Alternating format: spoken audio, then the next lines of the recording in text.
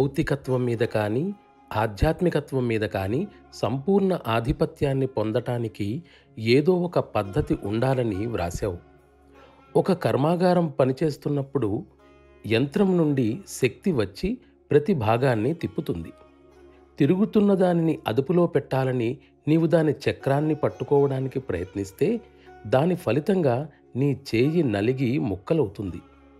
ఆ యంత్రాన్ని ఆపాలనుకున్నప్పుడు దానికి ఎక్కడ నుండి శక్తి వస్తున్నదో ఆ మూల స్థానం మీద ఆధిపత్యాన్ని సంపాదించాలి. అప్పుడు యంత్రం ఆగిపోతుంది. భౌతికత్వంపై నియంత్రణను సంపాదించడానికి ఆధ్యాత్మికత్వం మీద ఆధిపత్యాన్ని పొందాలి. మనమందరము చేస్తున్నది అదే. ఆధ్యాత్మికత్వంపై ఆధిపత్యం సంపాదించటానికి కావలసిన పద్ధతులు నీకిప్పటికే తెలుసు. దానికి సాధన, సత్సంగము తప్పక అవసరం. అయినప్పటికీ నేనొక విషయం చెబుతాను. ఆధ్యాత్మికత్వంపై ఆధిపత్యం కావాలంటే ఆధ్యాత్మికత్వానికి కారణం ఏదైతే ఉందో దానిలో నీవు ప్రవేశించాలి. మరిప్పుడు దాన్ని ఎలా పొందాలి?